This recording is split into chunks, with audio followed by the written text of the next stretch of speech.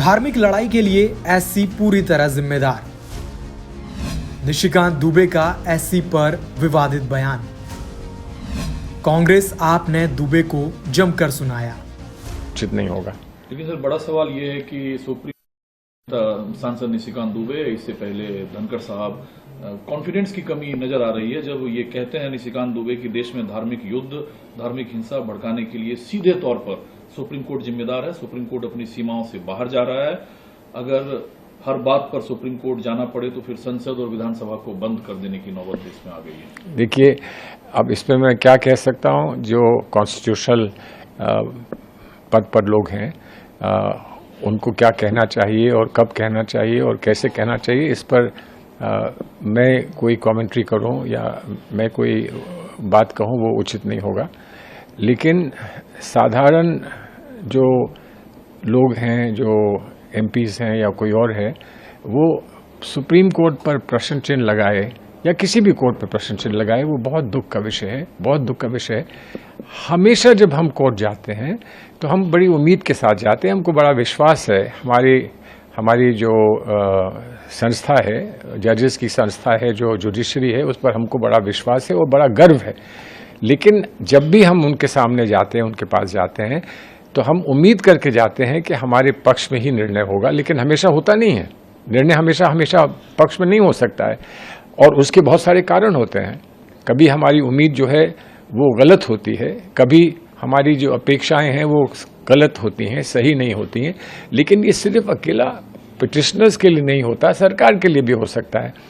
और जो हमारी व्यवस्था है, जो हमारी कानूनी व्यवस्था और हमारी संवैधानिक व्यवस्था है, उसमें जो अंतिम इस पे निर्णय होता है और जो अंतिम शब्द कहा जाता है वो सरकार नहीं कहती है, वो सुप्रीम कोर्ट कहता है। ये अगर कोई इस बात को नहीं समझता है तो बहुत दुख का विषय है कि वो इस बात को नहीं। मैं तो आपसे यही कहना चाहता हूँ कि जब इंदिरा गांधी जी प्राइम मिनिस्टर थी, प्रधानमंत्री थी, तब एक हाई कोर्ट के जज के फैसले से उनसे ये उम्मीद की जाती थी कि वे इस्तीफा दे दें।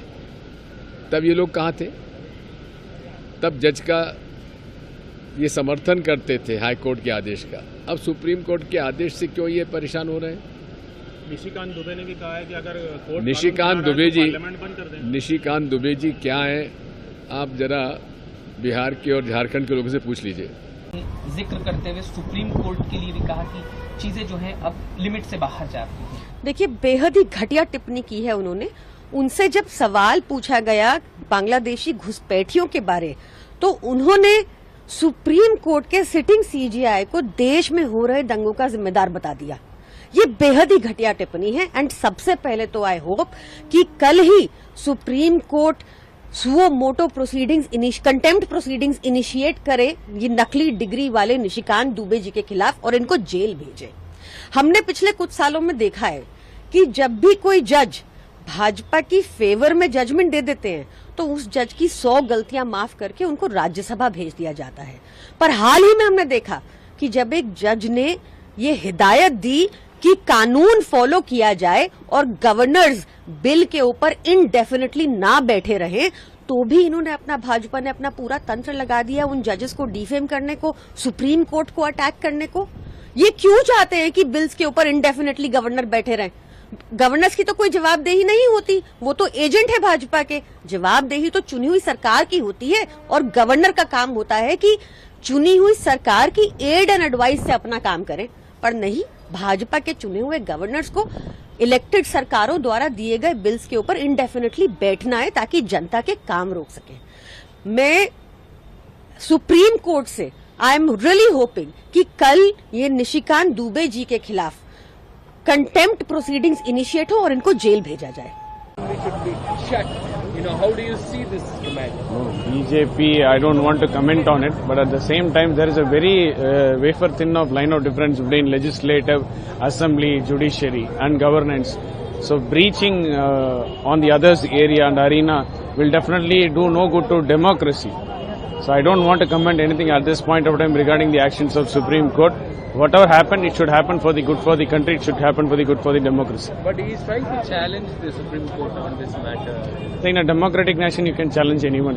Even you can challenge the verdicts of the courts through the legal means and process. Everybody has the right.